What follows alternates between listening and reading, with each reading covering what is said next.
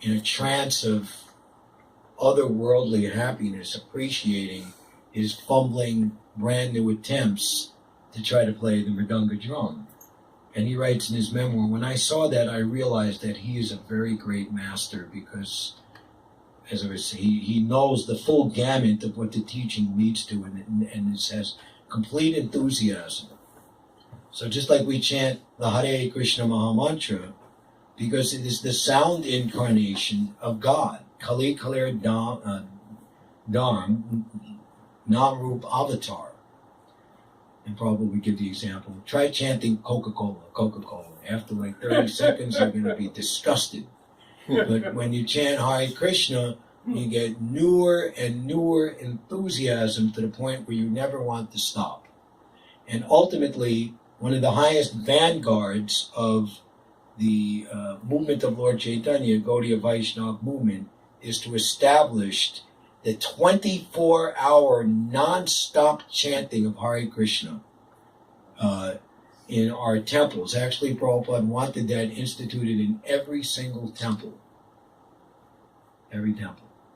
So, but if you can't do that, at least do it in Vrindavan and Mayapur. These are the appearance sites of Lord Krishna and Lord Krishna's most munificent and recent incarnation for this age of Kali, Lord Chaitanya Mahaprabhu.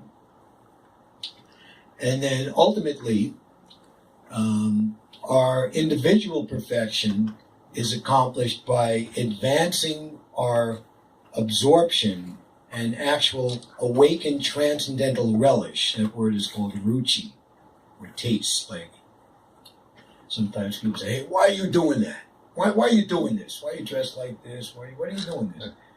And I'll go back to the person. Well, let me ask you, why are you doing what you're doing? And then they're like, because they thought that they got me in a, philosophical half Nelson, and I'm like, oh.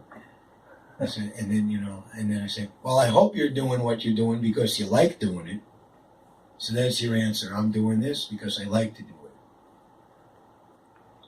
So, Srila Rupa Goswami, and that's one of the books that Atmanivedana Prabhu can offer you to take home, is the Nectar of Instruction. And in one of the higher verses, Prabhupada said that these 11 instructions take one from the neophyte stage to the highest stage of complete Paramahamsa. Paramahamsa means topmost swan-like personality, who at all times can discern truth from illusion, matter from spirit, like that. So it said the essence of all advice, anything I could tell you, anything you could hear, the best advice for everyone is that one should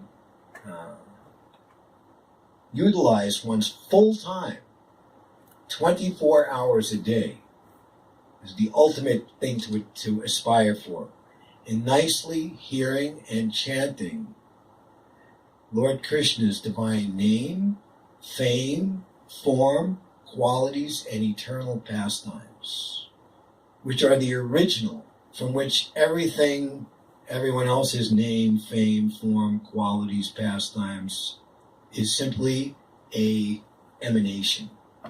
And in this material world, it is a perverted reflection. But in the spiritual world, it is a purely perfect eternal emanation. We're the qualitative sample of Krishna. It's described that just as one takes very good care of oneself, one makes sure there's proper food, there's a nice place to live, and there's security, and I have good friends, and everything is nice, etc., etc., etc. So in the same way, you want to see that Krishna is made happy in that way. That Krishna has a nice place. Krishna is being spoken of nicely. He's being understood properly.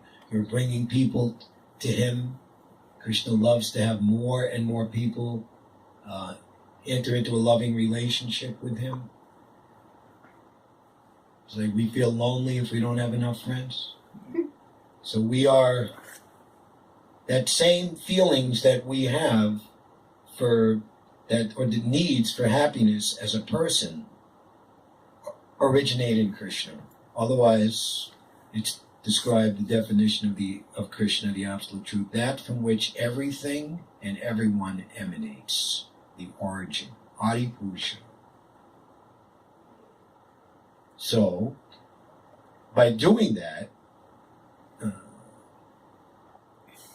instead of hearing about mundane news, politics, and temporary, things that people in gross spiritual ignorance get involved in, we hear about the activities of the Supreme Person and his eternal associates, then the result is complete perfection.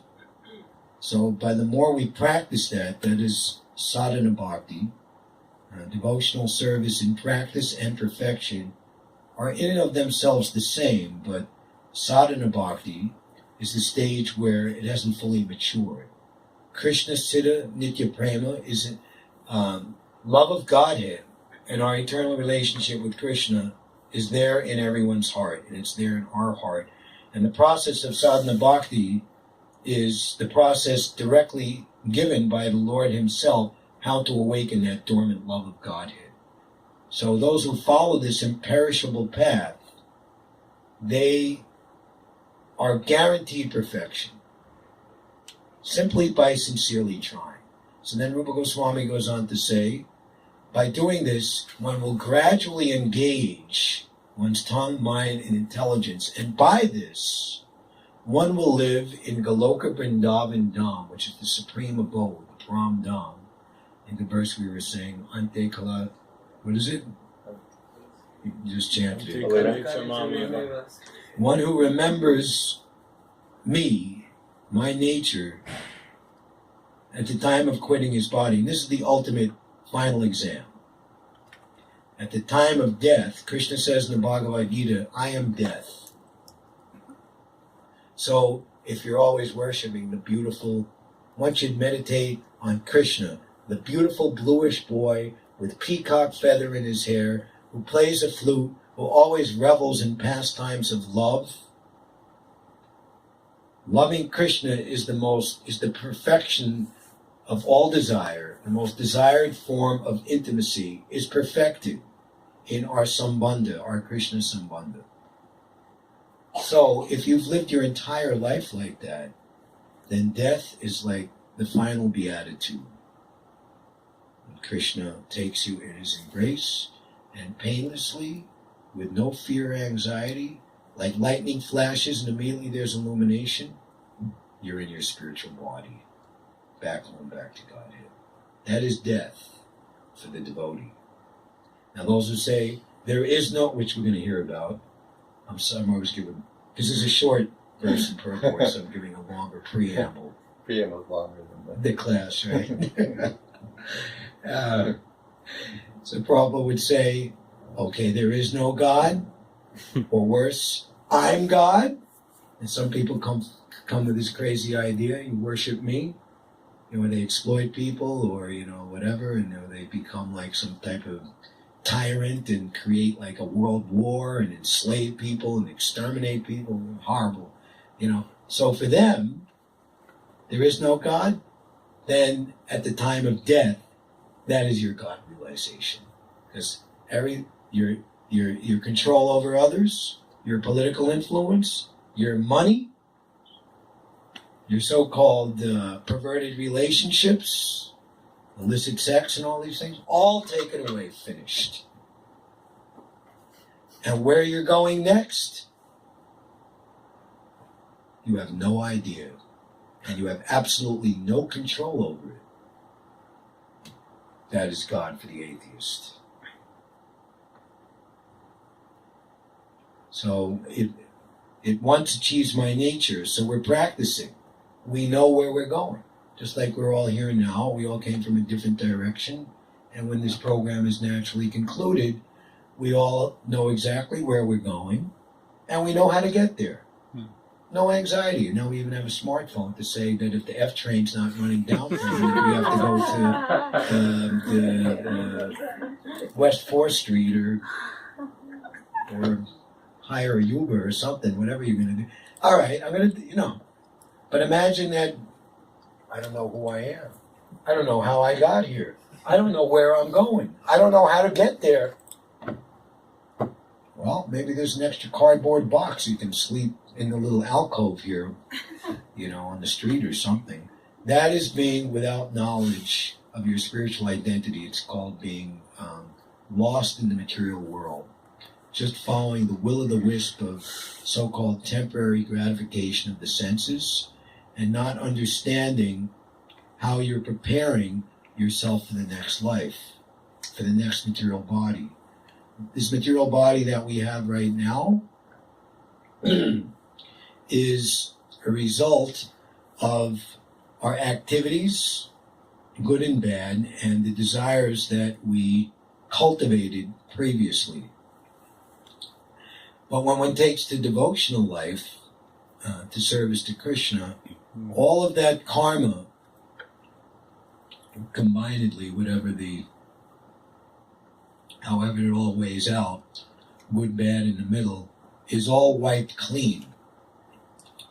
And who you are, your gender, your bodily type or country, what other people identify you to be externally, all that becomes a spiritual asset to help you achieve perfection and to help others also, by your association, also make their necessary steps also towards that perfection. So in that way, Krishna consciousness is so nice. So, this is Krishna himself directly speaking. We were hearing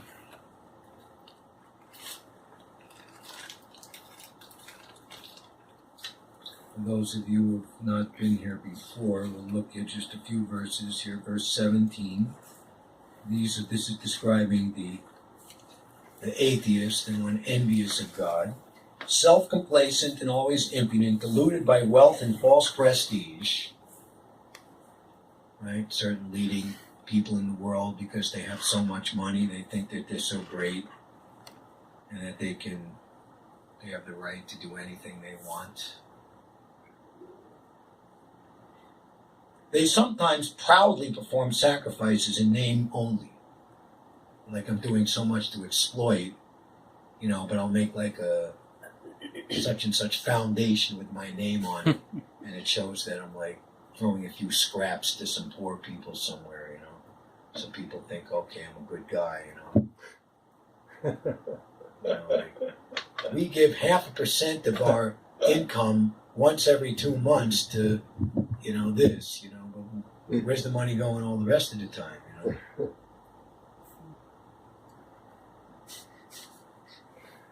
Bewildered by false ego, strength, pride, lust, and anger, the demons become envious of the Supreme Personality of Godhead, who is situated in their own bodies and in the bodies of others, and blaspheme against the real religion. Once upon a time, there was a village that was plagued with constant theft. A burglar would break into homes in the middle of the night and, like find the jewelry box, where, they kept their valuables. And, he would always elude detection. So the mayor of the village, after like maybe half a dozen of these incidences, he gathered all the people together. No, he interviewed each and every victim separately. And he found out something very, very interesting and very, very kind of suspicious coincidence. That there was one particular person who in all 6 times happened to be there, when like the person yelled, help, there's a thief, there's a burglar, and all the different village people would come out, like all different parts of the village. It's a fairly big village. So why is this person in all 6 different locations? They say there's a burglary in Greenwich Village, and there's one in the East Village, there's one up in Gramercy Park, and then there's one down in the Lower East Side. And it's the same person. In the middle of the night, say, where's the thief? What happened? So the mayor thought, this is very, very strange. So he went to the chief constable, the chief policeman. And he said, I want you to watch this person very, very closely. Keep him under surveillance. Okay? So the mayor is closely supervising the constable. And the constable was wearing plain clothes. So lo and behold, a night or two after that, the same burglar broke into a house in a different part of the village, and the watchman in plain clothes was watching, and then same thing happened, and then the mayor came, and he asked the constable, who did this? Oh, no, excuse me, how did it go? It weren't that. The burglar came to, oh, okay. I have to tell the story exactly right so you get the point. So, the mayor came and he asked the burglar what had happened and what he saw. And he saw the burglar took the stolen goods and put it in the woods over here. Now, the so-called Good Samaritan, who was the real burglar, who just appeared on the scene, thinking that the real burglar would flee away, and because I'm here so concerned, that proves that I'm a good person. He's saying, come on, why would a burglar go into this deep, dark jungle, snake-infested jungle in the middle of the night? This is just crazy, and like the constable and the mayor just ignored him, and then they went in there and they found the jewelry box, lo and behold. And then the constable, before he could reveal that this is the burglar, the burglar ran away, and while he was going, he made this big hue and a cry saying that the actual watchman, the head guard, he was the burglar, and he got people to believe him. Then the mayor ultimately had to apprise everybody what the real situation is. So this story illustrates how real saintly spiritual people, they're like the authorized watchman, the authorized constable, and they can understand who is actually the nefarious crook and burglar stealing the wealth, stealing the jewelry box, stealing the assets of the Supreme Lord for their nefarious activities. All the while, when the real thief is identified, they bewilder people in this fallen age of Kali to think that the watchman is the burglar. That the devotees of the Lord are idle parasites, and they're living off, get a job, you're just a lazy loafer. We're really working hard, like that. So there's no dearth of these type of atheists and people in lead position of the world. And they bewilder people to thinking that their thievery and burglary is not culpable and not a bad thing. And they make it seem like real religious people, they're the ones who are making the problem. So who was the poet Tulsidas? Well, he said that the real thief is let go, the innocent person is sent to the execution chamber, and the saintly person is tied up, or arrested on false charges. All glories to Kali Yuga, this age that we're living in. So everything is backwards. They blaspheme against the real religion. And ultimately, they're envious of their own self, because they're sending themselves to the deepest, darkest regions of hellish life by their activities. So that we owe it to ourselves not to engage ourselves in ugra karma. Ugra karma means horrible karma, really bad, corner of 2nd Avenue, Kentucky Fried Chicken, Colonel Sanders. Where is that poor soul gone forever? And you don't even want to think,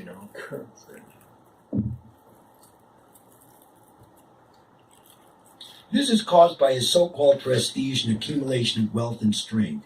He does not know that the present life is a preparation for the next.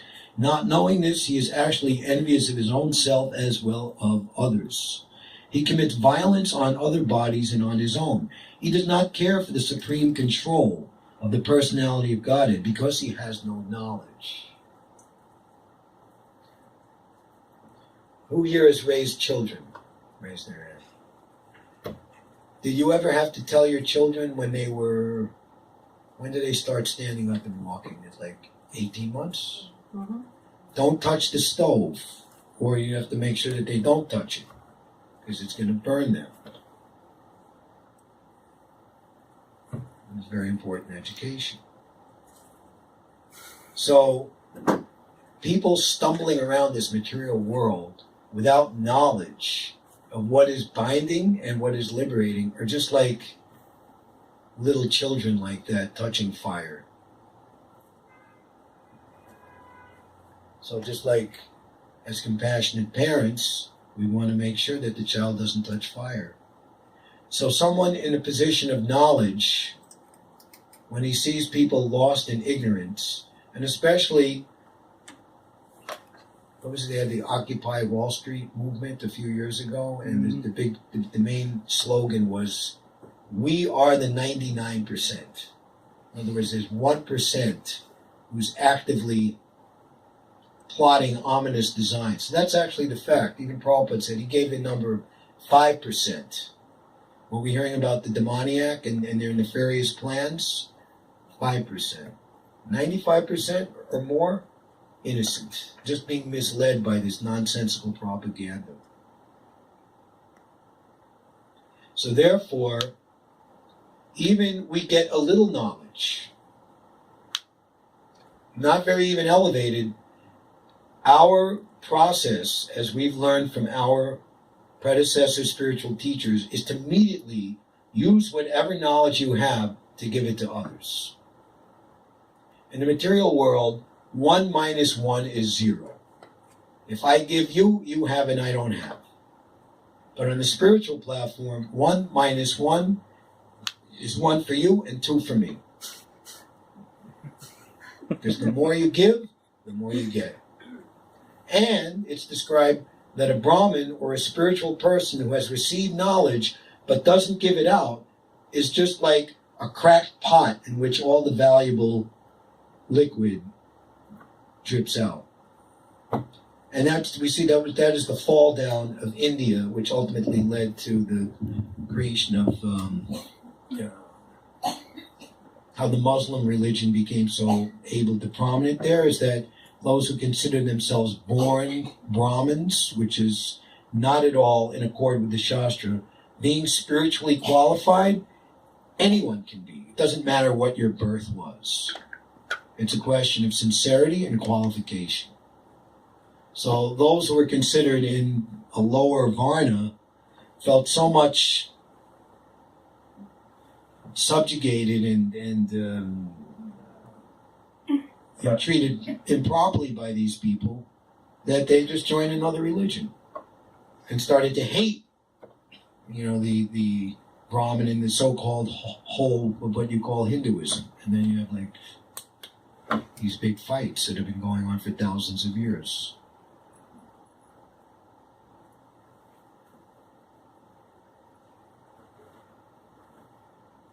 So this body and mind in the material world, because it's based on our original forgetfulness of our eternal identity, is always prone to such degradation.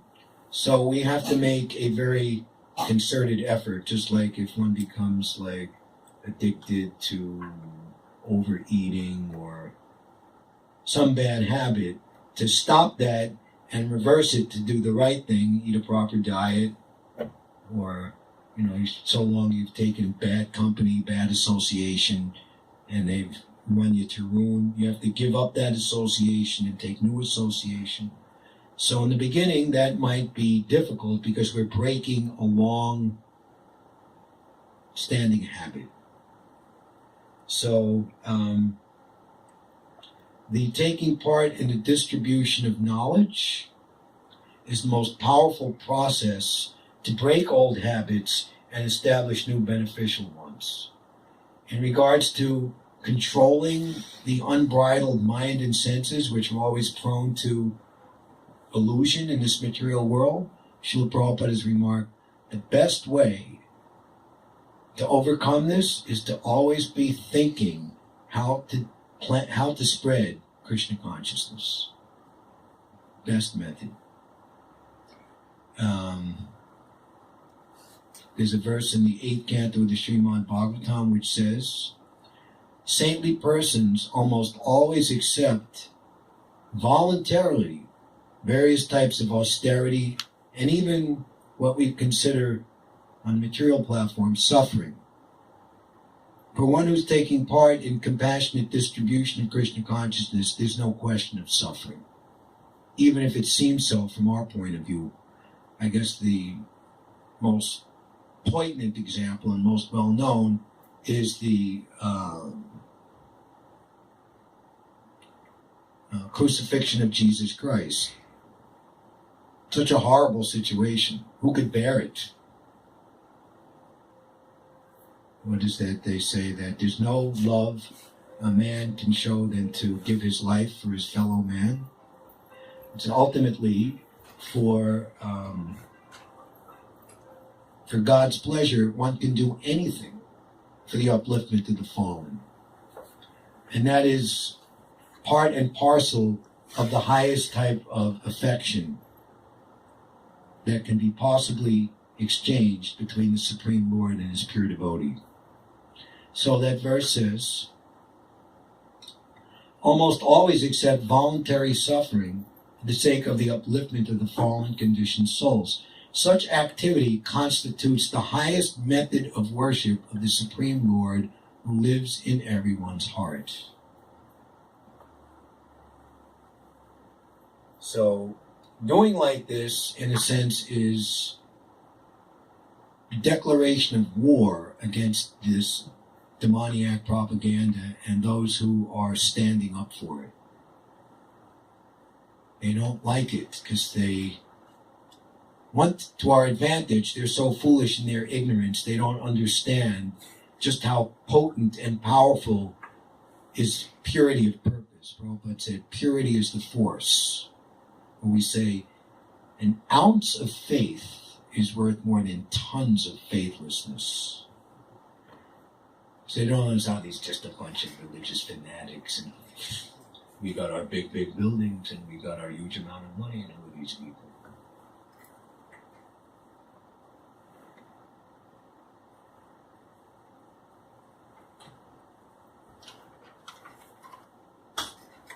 Being envious of the scriptures and the Supreme Personality of Godhead, he puts forward false arguments.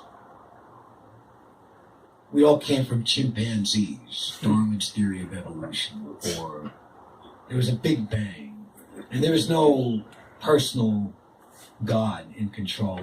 We're just floating in an impersonal, meaningless void. Against the existence of God, and denies his authority. He thinks himself independent. He thinks no one can equal him in strength, power, or wealth, and he can act in any way and no one can stop him. If he has an enemy who might check the advancement of his sensual activities, he makes plans to cut him down by his own power. Those who are envious and mischievous, who are the lowest among men, I perpetually cast into the ocean of material existence into various demoniac species of life. Attaining repeated birth amongst the species demoniac life, such persons can never approach me. Gradually they sink down to the most abominable type of existence. So here we're all willfully participating and coming here, taking this association in this sacred place where Prabhupada started the Hare Krishna movement in its pure form, right in this very room, 52 years ago. But we see others just like us, 2 hands, 2 legs, eyes, a body, and wearing clothes. They seem to be like human beings, like us. But this does not make any sense to them at all. In fact, it's like crazy talk. they have already sunk down by their consciousness into a very low and abominable condition. It's not so much physically where you are right now, but it's where your consciousness is at. So where your consciousness is at, that'll determine where you're going next. And that's always in our hand, proper use of our free will, to elevate our consciousness. And that brings us to today's verse, 21. Trividam, of three kinds, narkarsya, of hell, idam, this, dvaram, gate, nasanam, destructive, atmana, of the self, kama, lust, krodha, anger, tata, as well as lobha, greed, tasmat, therefore, etat, these, triam, three, kyajet, one must give up. Tridivam, narkasyedam, dvaram, nasanam, atmana, kama, krodhas, tata, lobhas, tasmat, etat, triam, kyajet. Okay. So the translation is, there are three gates leading to hell: lust, anger, and greed. Every sane man should give these up, for they lead to the degradation of the soul. Purport: the beginning of demoniac life is described herein. One tries to satisfy his lust, and when he cannot, anger and greed arise. A sane man who does not want to glide down to the species of demoniac life must try to give up these three enemies, which can kill the self to such an extent that there will be no possibility of liberation from this material entanglement. Hare Krishna. Jai Srila Prabhupada. So,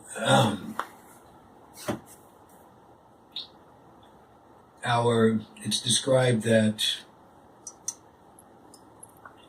lust can cover us in various degrees. What is it? There is dust on a mirror, there's smoke on fire, and there's the womb that covers the embryo. So,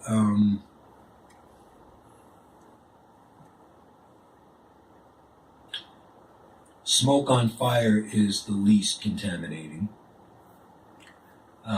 One has some perception of oneself as spiritual. Those people in the mode of goodness, they want to have things like more fine, refined, poetry, art, nice music, elevated place to stay, erudite scholarship, intelligent, refined manners. But still, there's the false ego. Then I am a very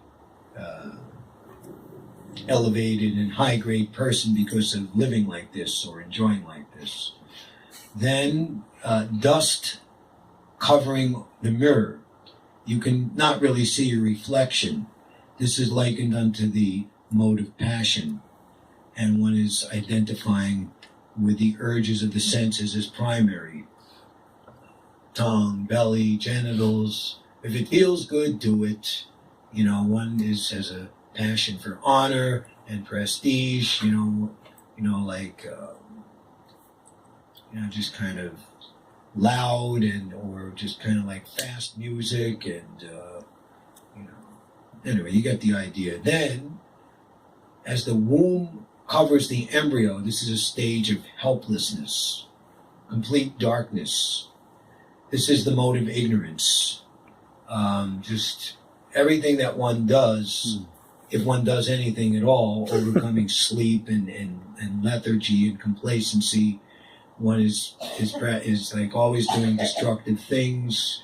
One is attracted to dark and evil kind of sound vibration, and be attracted to like horror movies or things, people getting killed and mutilated, or sometimes one is even driven to do such things himself. This is like the lowest mode of nature, and this guarantees one to fall from the human realm. It's described that if one remains keeps oneself in the mode of goodness, one at least stays on this planet with the with likelihood, if one has performed enough pious activities, one will go to the heavenly planets, where the facility for the standard for material enjoyment is much higher than what's available on this planet. But envy, strife, competition, and false pride are not at all absent. Everywhere in the material world, from the highest to the lowest, this false ego, false pride, envy is predominant, and it'll come out in maybe a little more subtle way than we see here in this world. Passionate activities, you're lucky if you stay in human society, but in this age of in a human species, but in this age of Kali, we see that people even want to. There was one song written in the 60s, if your dogs run free, then why can't we? One of our leading devotees, Hansadutta, he was in the Montreal temple when John Lennon and Yoko Ono had this Be In for Peace in a bed in a hotel in Montreal, and that was when they had the song, All We Were Saying Is Give Peace a Chance. And, because John Lennon was friends with the devotees, he had hosted them in his home in London maybe a year earlier, a few months earlier. So he invited devotees to come. And he had all these famous people, Smothers Brothers, and there was the big LSD guru, Timothy Leary. So he had John Lennon to bring prasadam. Prasadam, we're going to take a feast, sanctified food offered to God, and it guarantees one a human birth. So he's trying to distribute to everybody. And Timothy Leary, what's that? So that's prasadam. And Hansadutta, he said to him, if you take this, you're guaranteed to be a human being in your next life at least. And Timothy Leary, he threw it on the floor and he said, I want to be a dog in my next life, That's Hansadutta's memoir. So, big famous person, somebody looked up to, here's the answer, Actually, in the 60s, it was, God lives in the LSD cube, Such foolishness,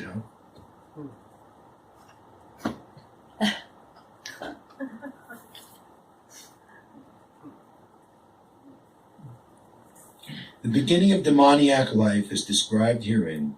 One tries to satisfy his lust, and when he cannot, anger and greed arise. A sane man who does not want to glide down to the species of demoniac life must try to give up these enemies, which can kill the self to such an extent there will be no possibility of liberation from this material entanglement. So we can stop here. Any questions or comments from anyone? Which one of the three is the worst? Lust, anger, and greed.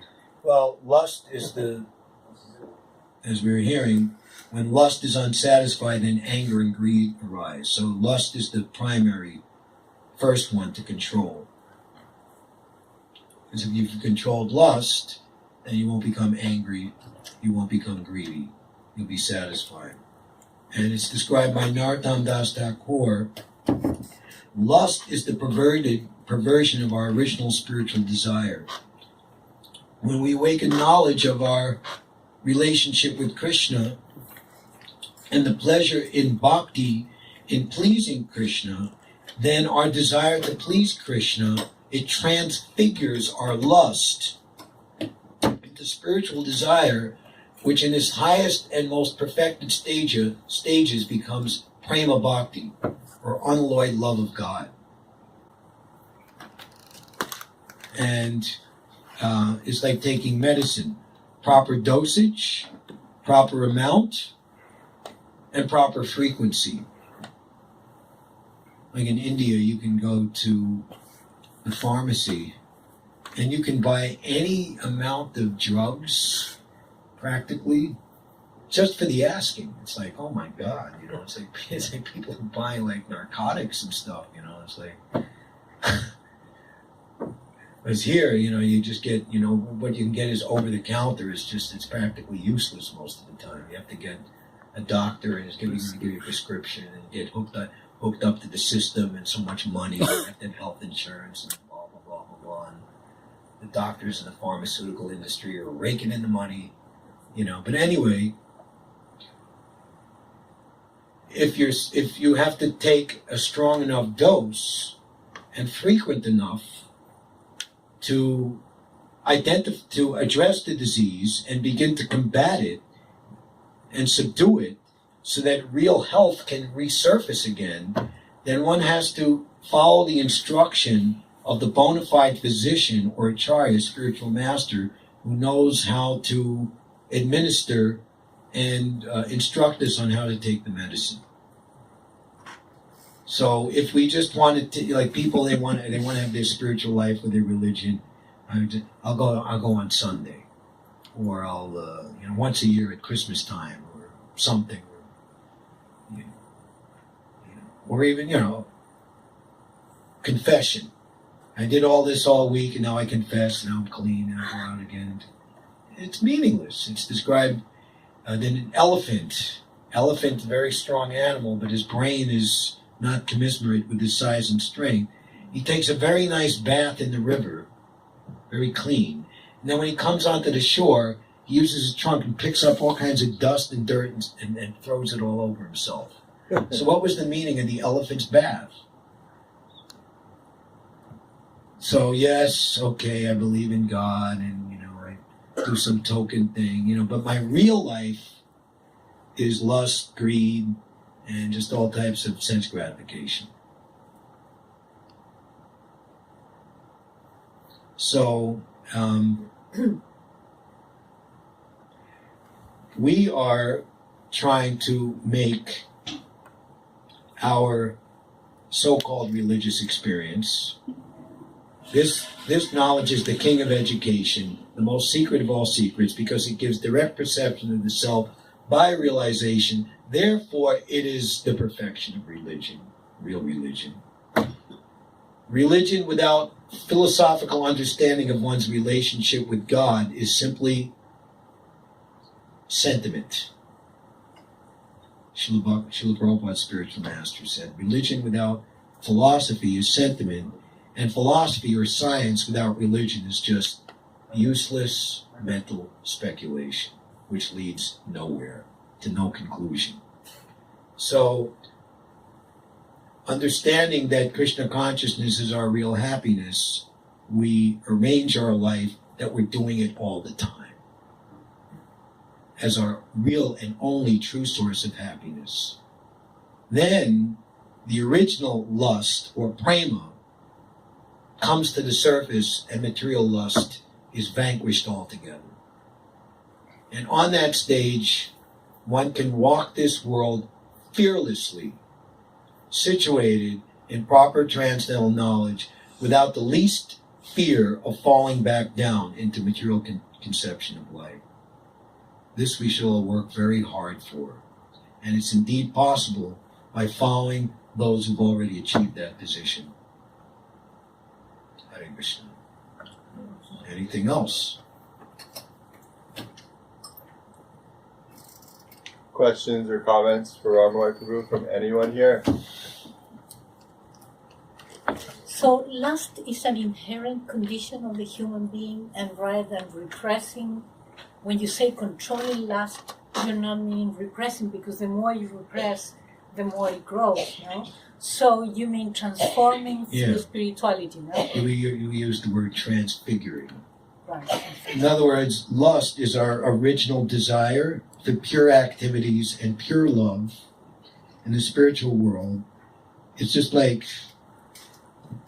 the sun is always shining, but if there's not clear sky, it'll be cloudy. It's like on a cloudy day, the sun comes up. On a cloudy or overcast day, you don't see the sun, but there's light. So,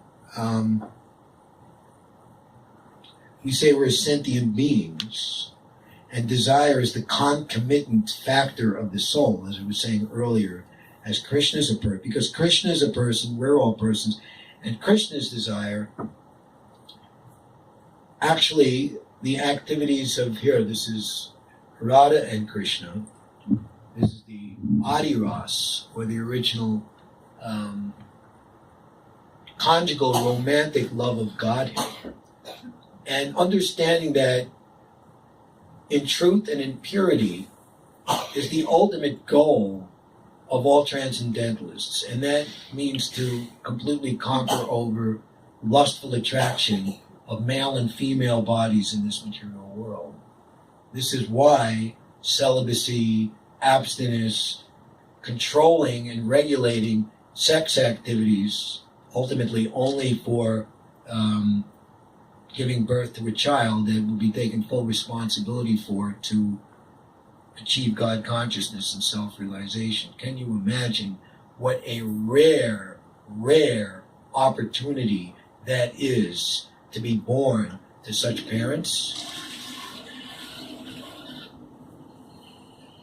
And Krishna says, such a birth in this world is very rare. So that's highly responsible. That's utilizing the lust in the right way. But on that platform, just like Srila Prabhupada's spiritual master, Srila Bhaktisiddhanta Saraswati Thakur, his lifespan was, or his appearance in this world, 1874 to 1937.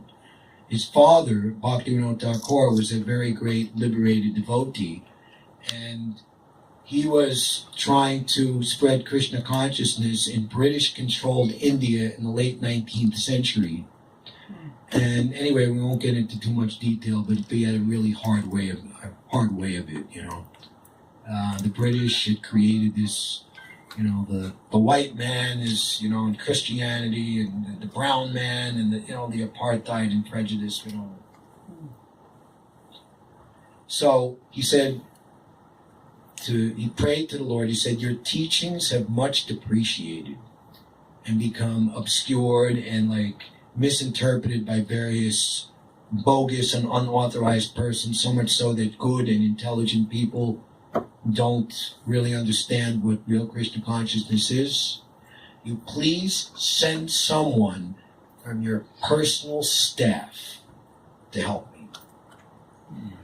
So one of his later sons, there were so many divine signs that this is the great liberated personality sent from the Lord's own personal staff in the spiritual world to assist in the mission of establishing pure Krishna consciousness. So, how fortunate were his mother and father. So that act of bringing the child into the womb, such a personality into this world, who's going to liberate and do good for so many countless souls, that is extremely powerful service. So the real thing is we have to awaken.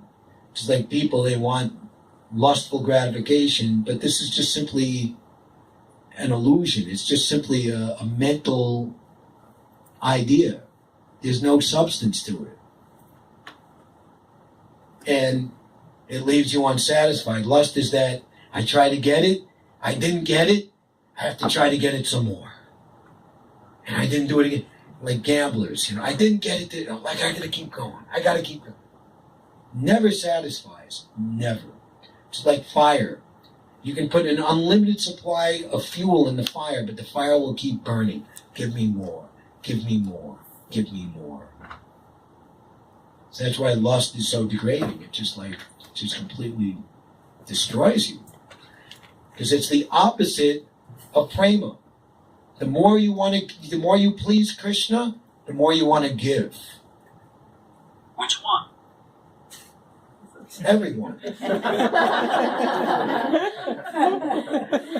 Actually, Prabhupada, on that note, thank you,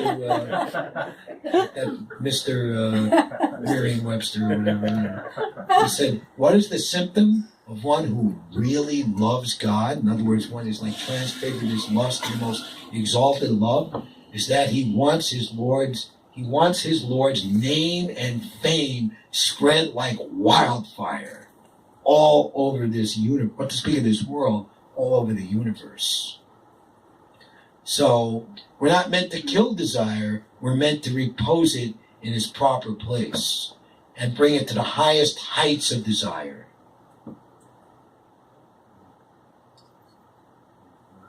So Krishna consciousness is so nice that it reveals to us what is real personality, real personage, real personhood. And so we encourage everyone, chant Hare Krishna, which is the ultimate relationship with Krishna. Always aspire in your life to chant more and more quantitatively. From quantity, quality will automatically come. It's such a nice thing. Anything more? We go till 7:30? Oh, it's fine. You know.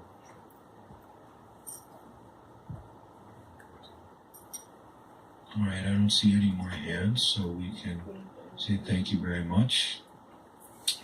And we should always remember the great personality, Srila Prabhupada. Many swamis, yogis, and so-called teachers came from India to America. There were so many translations of Bhagavad-gita, but Prabhupada himself said not one person became a devotee from any of this and all of these persons. But Srila Prabhupada, at great risk and out of great love, ultimately for all of us, even now, so many years later, he has come and he's given us this pure bhakti gift. So anything I can say, or anybody who sits here can say, is just simply in pursuance of the pure service of this great personality, Srila Prabhupada, who brought the pure Sangha or association of Krishna and his eternal associates for all of us to join and reunite with, saving us from the dreadful repetition of birth, death, disease, and old age, and all the horrors of this Kali Yuga, which are getting worse and worse day by day, just like, at the end of November, that winter's coming, it's only going to get colder. So you better go to the Burlington Coat Factory and get a new coat, right? There's a sale, right? So, actually, this Kali Yuga is accelerating more rapidly than other Kali Yugas because this is the Kali Yuga that Chaitanya Mahaprabhu has appeared in. So this will make the people in general, who, as I was saying, 95% or more are good people. They've just been misled. They're going to come to the point of saying, enough is enough. And then Hare Krishna, which up until then has kind of not been taken so seriously, it will be taken very, very seriously.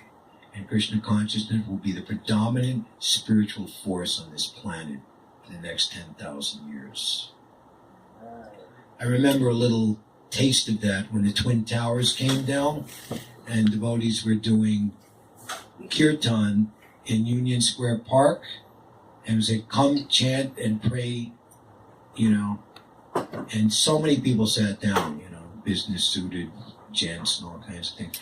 And at that time, Dayananda Prabhu, Prabhupada's disciple, was in charge here, and he put a sign in the window, the Twin Towers, and a caption in the Bhagavad-gita, one who does good, my friend, is never overcome by evil. Because it was like George Bush, the evildoers, And people were flocking here. They were taking it very seriously. So it shouldn't be when there's such a horrible disaster as that, but it should be all the time. So all of you that are here in so-called non-disaster times, that's to your credit. A devotee is a devotee through thick and thin. He doesn't just have to be when times get rough, we turn to Krishna, but all the time. All right. Thank you very much. Srila Prabhupada ki jai. Hare Krishna. Hare Krishna. Srila Prabhupada ki Yeah. jai.